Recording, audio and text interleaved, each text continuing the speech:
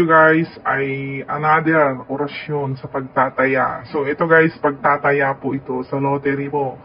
Yung mga mahilig magtaya, STL, kung ano pa man yan guys. So ito po ay para sa inyo guys. So marami po talagang humihingi ng mga orasyon. So ito guys, hindi ko binibigay ng isa-isa.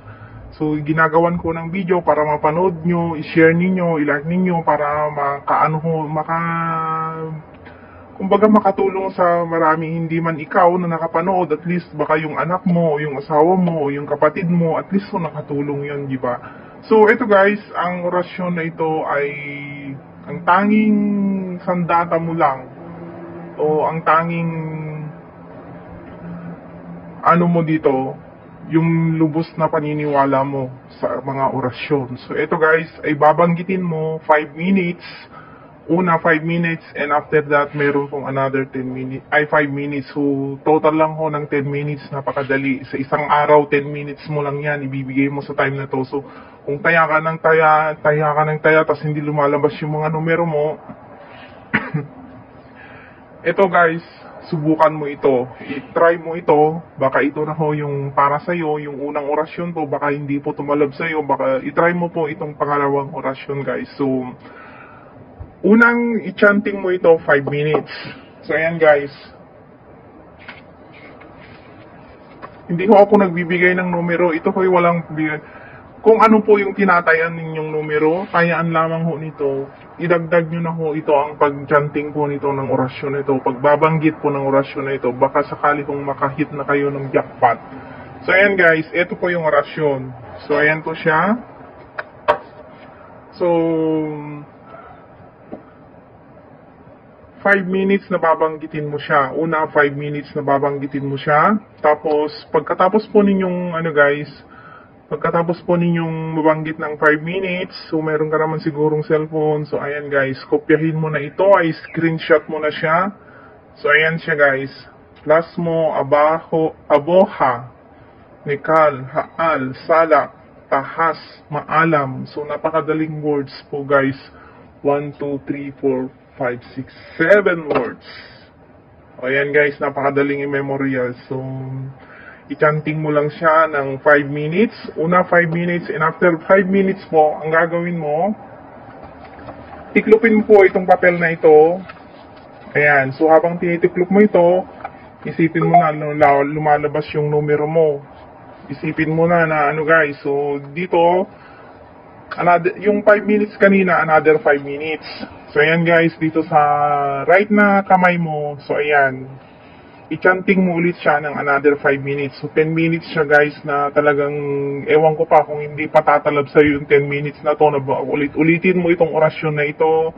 And then after mo yan guys, so yun nga, magdasal ka na ikaw ay papalarin na manalo ka sa mga tatayaan mo, hindi man ngayon, umaga na to, sa araw na to, ganyan, sa anumang oras, na pwedeng lumabas yung numero mo. So ayan guys, so huwag kang magagalit sa orasyon pag hindi tumalab sa'yo. So ayan guys, itry mo, kahit hindi naman ho sa lang to guys hindi lang naman sa pagtataya sa mga STL ganyan, meron din mga scratch, mga raffle, ganyan. So, kung hindi tumalab talaga sa'yo ng isang beses, gawin mo siya ng paulit-ulit, araw-arawin mo. So, yan guys, ito po ay, kapag kayo po ay nagkaroon ng blessings, maliit man o malaki, so yan guys, kung maliit ang dumating na panalunan mo, magpasalamat ka po. Kung ikaw po ay nakapanalo ng malaki, mag-share ka po. Hindi ko po sinasabing mag-share kayo sa akin, guys. Hindi na po sa akin, mag-share kayo sa mga bata, mag-share kayo, ano yung pag-share guys, kung ayaw nyo na magbigay ng pera, magpansit kayo, ibigay ninyo sa kapitbahay ninyo, magluto-luto kayo ng mga malagkit, ilagay ninyo, ibigay nyo, ipamigay nyo sa mga kapitbahay nyo. Kung ayaw nyo magbigay ng pera guys, mas mainam po yung ganun, na nakakaano kayo, at least ko, nag-share kayo ng blessings. Para mag-share kayo, meron na naman darating na grasya. Ayun guys, kung madamot kayo sa kapwa ninyo, hindi kayo namimigay, hindi ho talaga luluwag yung kabuhayan. Yung kunwari, yung ayaw na ayaw mo, ito na lang yung pera ko, tapos ibibigay ko pa sa kanya. Yung hindi ho gano'n. Maraming paraan yun guys.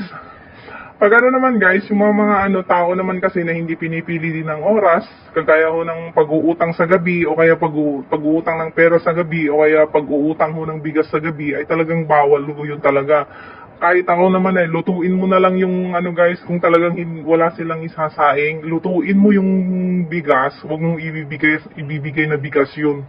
Lutuin mo yung bigas, then bigyan mo sila ng kanin. Yun guys.